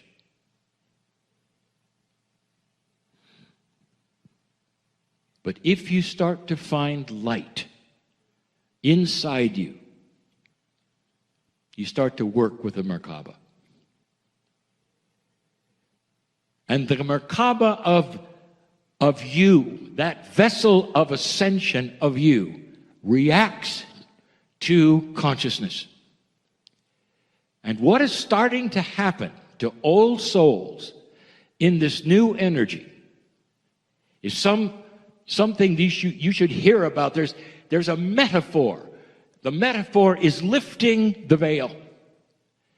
And the metaphor would be this, that there is some kind of a barrier that separates how you feel, who you are, your reality, from that which is God, from that which is multidimensional. And you even say it, it's the other side of the veil. Past 2012, everything has started changing. And the biggest one is the veil starts to lift. And as it does, it doesn't just affect light workers or old souls. All human beings are involved. All. And suddenly, integrity starts to be more important. Have you noticed your news? You think that's an accident? I'll tell you again, a statement I've made many times. Some of the things that are coming to light right now in your civilization, in your relationships, have been hiding for thousands of years. It's the way of it. You know what I'm talking about. It's the way of it. And now suddenly, here it is in your face. We've talked about the other things that may be coming forward as well, but I want to talk about the changes in you. Because it changes the relationship between dark and light. You have to hear this in this room. Doesn't matter who else hears that. This is for you. Because I'm talking to the channelers and the healers and the ones who've been working with light for so long that would bring you to a room for 4 days where you sit in a glorious place and have different energies presented. You have to hear this. Darkness has always had the edge, always. Some of you carry an Akash that is powerfully sad. Now, did you hear that? Powerfully sad. And what I mean by this is that every single time you showed your light in the past, you were punished for it. That's your power showing. Some of you were burned at the stake for it. The one sitting next to me was. She knows it. She's actually revisited the town. That's old energy because it seems to win and win. Isn't it odd that shamans in the village were known because they were healers and helpers, but as soon as something went wrong, for instance, a storm came through or a flood happened, the shaman was sought out and killed. Must be the shaman who did that. And so you see, the esoteric energy had a two-edged sword, completely and totally misunderstood. The healer was also the magician. The magician was also the evil one. The darkness always won. And this has created war. This has created consciousness that could not see past its own survival. Consciousness that would get together and circle itself and compete for resources and take that from others and think nothing of killing one another to get what they needed. That is old energy. That is darkness. And I would like to tell you that this veil has started to lift and the light is coming through and it's starting not only to show to humanity, but it's affecting the ascension vehicle of every old soul in the room. Listen, you have habits to deal with old energy. But if the old energy is no longer winning, and if the light to dark ratio has started to turn toward the light, those old habits are going to slow you down. And what would those habits be? Now, this is controversial, and I have said this before. It's not controversial to the human in the street. It's controversial to the human in this room. Stop clearing things. Did you hear that? Oh my goodness, did he really say that? Why do you clear things? You clear things because the darkness in the past, the old energy, clings to things. It's always out there to be there to clear. And so you must clear the room in order to have a meeting. Healers, first thing you do, you want to clear the area in order to heal somebody. What if I told you that you can do that if you wish to, and all the angels that are ready to help you heal, they'll sit there just tapping their toe and waiting for you to clear the room. Because there's nothing to clear, and I'm going to tell you why. Listen. Your Merkaba, that ascension vehicle, has a light that shines so bright. The masters of this earth had an ascension vehicle that shined light so bright. And you felt it, and you knew it, and you heard about it, and you read about it. And you've seen movies and books. That's what I'm talking about. It's called mastery. Mastery is starting to appear in the old souls in this room so that you are carrying so much light that the darkness cannot exist where you are. Do you get that? You stand in front of a place you normally clear. And here's how it works. You open the door, and your light pushes in, and the dark races out. Did you hear that? I want you to see that visually and remember that. When you walk into places where you think there's dark energy, especially those who were raised to think that this earth is out to get you, that you're a victim of darkness, and here it comes. Suddenly, you are light. And wherever you walk, the darkness retreats. Wherever you walk, the darkness retreats. That is new. Healer, you walk into that room, and the darkness races out. Oh, yes, but Kryon, what about the negativity that the patient carries in with them? Now, here's where it gets good. Because you, in your linearity, believe that dark things actually then cling to people and that are part of a singularity. I just told you that darkness leaves. That patient is now ready for you. Because that which used to cling to them, made it so hard to heal them, is out the door. Do you get this? That is why the healing from those who leave this room and continue their healing will be twice what it was. That's why those who would read for others, who have to then sandwich between that which they consider as darkness in order to get to the truth, will be able to zero in on it right away. Reader, you needed to hear that because it's going to get better for you. Some of you are battling that which is now phantom. It doesn't exist, but to you it still does because you have had this habit for decades. This is what you do. This is how you do it. Not anymore. Here's my promise to you. If you will cognize this, now that's a word. Cognize. Let's talk about it. Do you believe in gravity? You will say, well, it's not that esoteric now, is it? No, it isn't. If you leap off a building, you'll fall. You have just cognized gravity. You see, it becomes so real, there's no question. The idea, do you believe in gravity, is silly. You have to cognize that you are light. Just like you cognize gravity. And when you start to own the fact that you are greater in light than you ever were before, I want you to observe what happens as you walk away, as you walk into areas, as you walk into rooms. People will turn and look. because they can sense balance. They can sense light. The teacher, Peggy, started her whole story by saying she was the first one she knew about that would put the word balance on her card.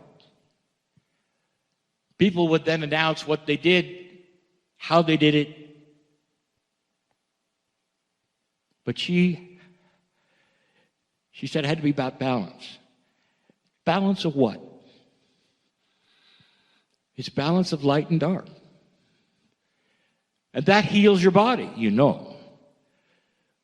Healing is a balance. It's a balance that you create in consciousness, literally, between light and dark. I'll tell you yet again how pointed this is. There will come a day when human beings' DNA starts to work at least 50%, way beyond where it is now. And when you get to that place, you're going to see a very, very interesting thing about healthcare. You'll see that diseases are starting to go away. And here's why. Listen to this. Disease has a vibration. It's dark. And as long as you are also even close to the vibration of that disease and intermingle with it, it will then be part of you. When you raise the vibration through light to an enlightened state, and civilization starts to participate all together in that, and it will, not spiritually, but consciously. There's a difference. When it starts to, you will start to see the diseases of this planet that are so awful right now go away, because they cannot touch your vibration. You didn't expect to hear that. Disease has vibration. That is balance, dark and light. So right away, you understand what we are saying. If you start to increase your vibratory rate, that is all things that are part of the core teaching, if you start to understand how your every molecule is a oneness, even with the other side of the veil, your vibration and your light starts to amplify. In addition, since 2012, the entire planet is so ready for this new tool, for the light worker, for the old soul, because you are the one who understands it. And you're going to find something very interesting. That right away, you're going to be healthier. Right away, you're going to have insight as to what you should eat or what you should not eat, and it's not going to come from a book. I'm sorry for everyone who wrote a book. It's coming from your Akash. Because the Akash has been there and done that and knows what you need. There is no one diet for all. It is what you come up with right through your ascension vehicle. That's the intuition. It will make you live longer. It's starting to be something you should know about. The individual is different, one to the other. The person next to you does not need to do what you need to do. And so this individuality, so special, creates light in so many different ways and so many different shades, but they all have one thing in common. And that is, there is one thing that's always the same, and that's love. And so what have you learned today? Light, love, energy. That's what she's brought you. That's what she's brought the planet. And it could not have been timed better, for this is the time for it. This is the time that you would then accept what we are saying, understanding how practical it is, and starting to feel and cognize something you didn't expect. Stop clearing.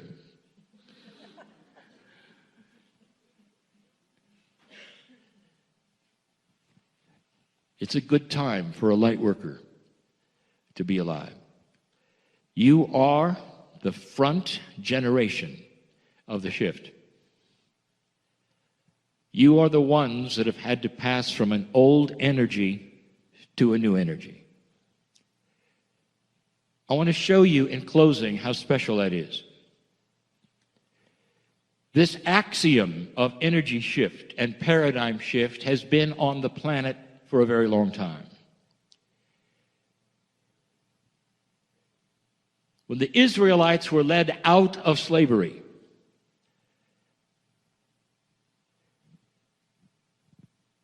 they had to circle for 40 years. 40 years.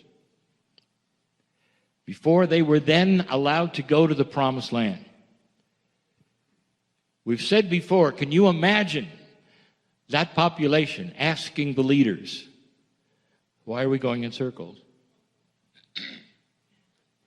Where is the Promised Land? In those days, dear ones, life expectancy was not much more than 40 years. And that should tell you what happened. You cannot take a generation with a consciousness of slavery and take them into the promised land of freedom. The old guard needed to die off, and the young people could go. This was so profoundly an axiom of that energy that even Moses didn't go. Now you are looking at something similar, but different. Moving out of an age of slavery to an old energy and old consciousness, into a new paradigm, freedom of consciousness, integrity, where things are starting to shift in ways that are frightening to many because they are not what they're used to. And there are those who would say that you have to have the old paradigm. You're going to have to die off, and the younger ones, the indigos, they're the only ones that can do anything. That's not so. Old souls are needed. You're needed right now. It's the reason you're in the room. You're needed because you have the experience. Been there, done that. And you, through what you have accomplished and what you know, understand what I'm saying today and can leave the room so different into that promised land without dying. That's what's different. That's profound. That's who you are. It's about light and love. It's about consciousness shift and cognizing that which is true. A new paradigm for the first time in human history, where you carry more light than you ever have before. Stop clearing things.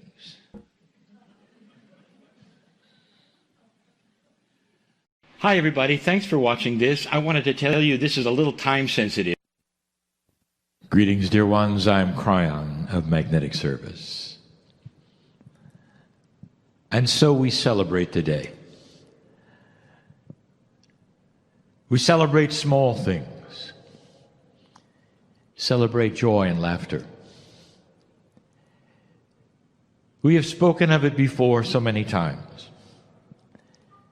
Is that which is the energy of laughter and joy is sacred, and that you can feel it. It surpasses any other emotion except love that the human being generates.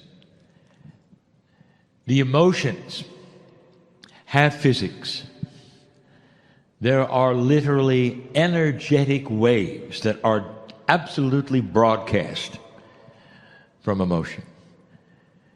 You know this, for when one laughs, it's contagious. Joy is this way. If you ever wondered if there's joy on the other side of the veil, it is indeed. It is a godly emotion. It is given to you. Dear ones, it's not necessarily because you have intelligence that you have joy.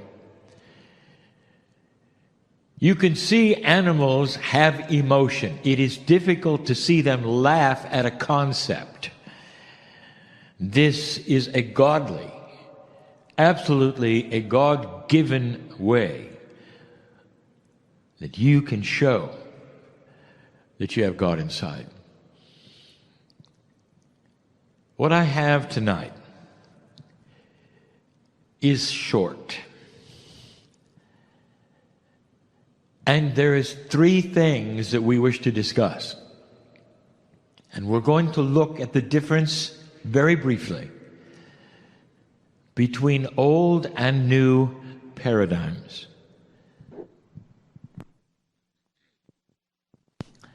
Before we look at them, however, I just want to make a comment. And for me, this is fun and joyful. For there's a physicist in the audience. And I challenge him to find the rule of 12s. You are used to looking at all of energy and the pieces and the parts. And I ask you to start looking at the confluence of 12s. Nature is in 12s. The DNA should have warned you about that. It's not in 10s. The bias is for you to count in a base 10. Physics truly is 12-based. Now, not all energies can be seen and identified, but the reactions can, to tell you something is there. And if you count it, you will find, to your surprise, that there is a confluence of 12s. It ought to tell you some of the missing laws of physics and what might be there that's going to then reveal and explain some of the things that you cannot see. If you examine the Kryon lessons, you will find that most often we deliver things in 3s, 4s, and 6s. No one has really ever put that together. And we do it for a reason. That is the structure of everything. Not 10, but 12. We present 3 things today. Easy, and yet difficult. Dear ones, the difference between that which is what has existed and that which is coming truly is about paradigm shift. It truly is the way you see things and perceive things and react to them. Basic human nature will fall into a pattern that it is used to. And what you are used to, even as a healer and a light worker, as we discussed yesterday, may be a habit. It may be tradition. It may be something that you were taught. I want you to know this, that in the process of life, what is taught to you by somebody that you appreciate and honor and even love will etch itself into your mind as being somewhat sacred. And when things change and those things are no longer valid, some of you feel disappointed. Perhaps even there is a betrayal you might feel as you change your paradigm, like a slap in the face to the one who taught it to you. That is a habit. That is an emotion. And it's not so. The ones who have taught you the way you should be or do, or what works and what does not work in an old energy, are respected because it worked in an old energy. And in the new energy, you become the teacher. And you have to start to learn to readjust your reactions and how you think. 3 things. They start with the easiest one, belief. When you believe in something, there is an instant and automatic reaction. If your belief is strong, if it is something that is spiritual, you have rules around it, organizations, doctrine, actions, whatever it is. The first thing in an old energy you wish to do is share it with others. Now, what if I told you that's an old energy reaction? And that sharing it with others is no longer what you're supposed to do. Now, there is no real, true, right and wrong. There is just simply free choice. There is simply what works and may not work as well. So do not put it in the category, literally, do not put it in the category of should and should not. When I say you should do it differently, I mean if you want results, you should do it differently. But there are some who continue to do it the old way only because it used to work. You would share your belief with others. You'd get together and you'd say, here is what works with me, here's what I found out, and here it is. Usually it's something linear. You will believe this way, you will have a doctrine that says this, you will take the words of a prophet and apply it to your life, and it's helped you. And so therefore you are sharing. Now that has another word. You are evangelizing your belief, no matter what it is. You could be an atheist and evangelize your belief that it helped you. This is action from the belief. Humans share what they have found works in their belief system. Now, this is going to sound real familiar to those of you who have listened to me before. There is a new paradigm. And dear ones, this is harder. A lot harder. If you wish to share what you believe, it's time to take it inside and show somebody it works. Never tell them what you believe. Instead, you live it. And if your belief is indeed accurate and true, then the love of God will show through you accordingly. And the belief will be yours until somebody asks you, what do you have that I don't? This light you have needs to be shown to others by your actions that are practical. Do they see somebody who is balanced? Do they see somebody who is joyful? Can you have a situation where you walk through life and you have the same problems they do, except you do not go into frustration, anger, fear, and drama? And side by side with a co-worker or a family member or even a child, they would look at you and eventually they would say, what do you have? Because I want it. And then you can share your belief.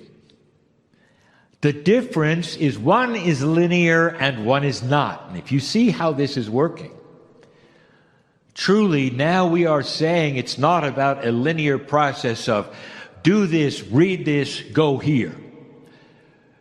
That used to be sharing your belief, and today you apply it to yourself and let the world see who you are. That, dear ones, is harder. But I will tell you something. The results are long-lasting, because no one can argue with your mastery.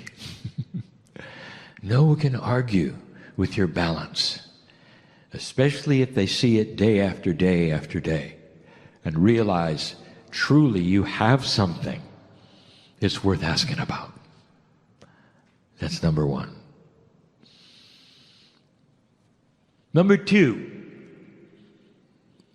this is simply information about what is coming and how to treat certain things. In the area of the new energy and metaphysics, in training, in learning, we have told you there will be changes in systems. Now, the systems that are going to change are all of them, eventually. And we have told you over and over that the very paradigm of how you get your electricity should change. We've told you to eliminate the master grid, to be sufficient in groups of smaller grids so there'll be no problem if a grid fails. You simply go to the next smaller grid's house. We've told you that the technology is coming for this, where groups and neighborhoods can have their own grid, and they can have it easily and not expensive.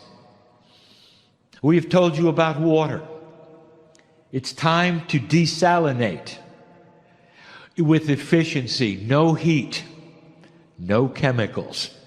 There are ways of desalination in real time. Look for it. We even gave you hints of how it might be done with micro-robotics. In case you can do this, the ocean is your water supply for any city. You can see the ramifications. You can even do it on a small scale. We've given you all this. These are then systems of ecology. We have told you that politics is changing. We have told you that corporate business may change. We have told you that the pharma industry is so dysfunctional it's going to fall over and change. All of the years, systems are changing. So the question then becomes from you, linear. What are the new systems? How do we do it? What are the facts? Give us the inventions. What are they, Kryon? What is the new kind of economy that we need? What is the new politics that we need? And you want a list. Now, this makes sense, doesn't it? You're going to need to do it, so there you are with your hand out. Give us the list. What if I told you? How linear of you. Dear ones, the systems are coming. And they're coming from those who are going to become wiser in the Spirit. As evolution continues on the planet, these systems are going to come from those who invent them. You're not going to get them from Spirit. I want you to start thinking differently. Instead of having conventions where you're starting to look to Spirit to give you the answers, instead, I want you to understand to develop yourselves and those around you so that you have spiritual wisdom and common sense. Start looking to the young people and developing this within them.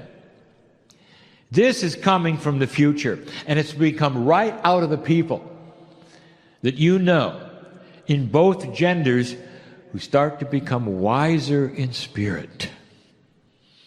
God's not going to hand you these things. We've talked about the coming inventions. We know the potentials of what you're going to discover because they are there. We know what they are. You're going to develop them. You're not going to get it from us. So why do we tell you this? Because there is a tremendous waste of energy asking us for them.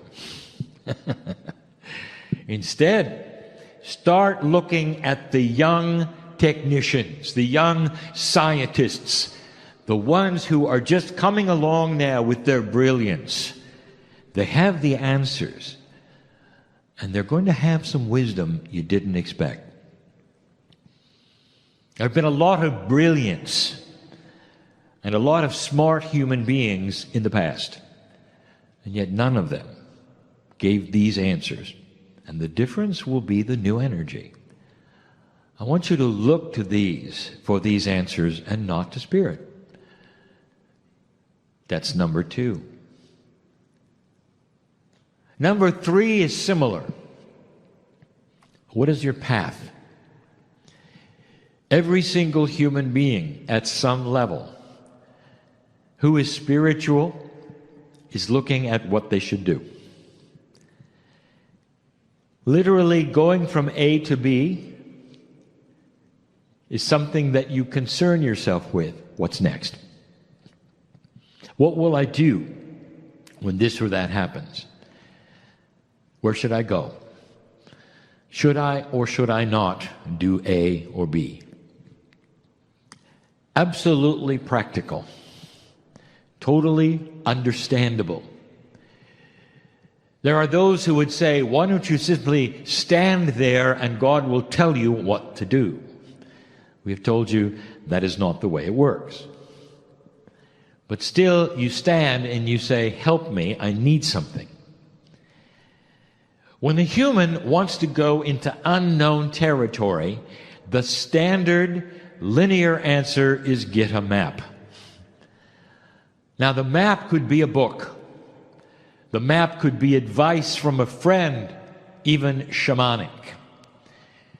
That is what the human does. If you're uncertain about the path, you will find an expert or a map, a device, or something that will give you an answer so you don't have to go into the unknown. Most of you know what I'm going to say. For those who have not attended the weekend, this especially is interesting. For those who have attended the weekend, you already know because it has been discussed. The new paradigm is for you to launch yourself literally at nothing and depend upon the wisdom of the moment and the synchronicity to show itself when it needs to. You race toward the fork in the road and you want a map to know whether to turn left or right. You have no idea which way you're going, and you know that one way might be trouble and the other way might be salvation. And you need a map. And the closer you get to the fork in the road, the more frustrated you become that you don't have your map. Now, that is the old paradigm. And in the new paradigm, you're racing toward the fork in the road, singing travel songs as you go. Because you're not worried. And the fork shows itself and you're still not worried.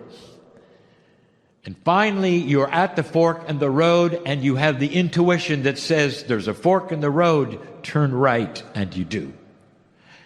Until the next fork, until the next fork, until the bridge, until you reach the destination that you really didn't know you were headed for. This is a new paradigm. It is a new reality for old souls. You're not going to trust the linear mind as much. Learn to trust the intuitive brain, if you want to even call it that. The human being, metaphorically, has 3 brains. Isn't it interesting? There's the 3 again. They are synapse, which you call the human brain. There is the intuitive, which comes from the pineal. And there is the heart. They're actually on the heart, tremendous magnetic field, which you know about, and also there are nerve cells there that mimic synapse. This is part of the human system, which will be discovered profoundly. It's a triad, the 3. So you are starting to trust the intuition, the heart, if you wish, and marry it with the logic of the brain in order to give you a complete picture, not a where to turn, but on how to react when you need a map. Let the map come as it does. You don't need to know in advance, and you cannot. Dear ones, if the future is always moving because of free choice, there isn't anyone who can tell you what the future is going to be. Not really. It moves every moment of the day because there are so many human beings involved with free choice. Even spirit cannot tell you what day or year something is going to happen because we respect the free choice of humanity to change it. We have told you for years it can happen sooner or later depending on you. This should tell you that when you start moving toward a goal, if that is what you wish to do, you have to go a little at a time and sense where the potentials are.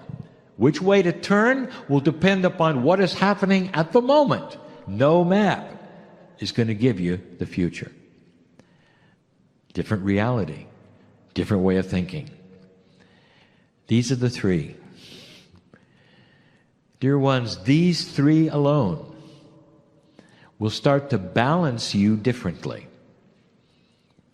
There will be some who will question you as you start living this new reality.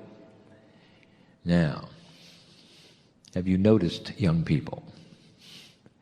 Some of them are doing it already. Have you criticized them for it? I know who's here.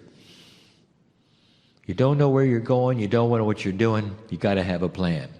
And they look at you and they say, really?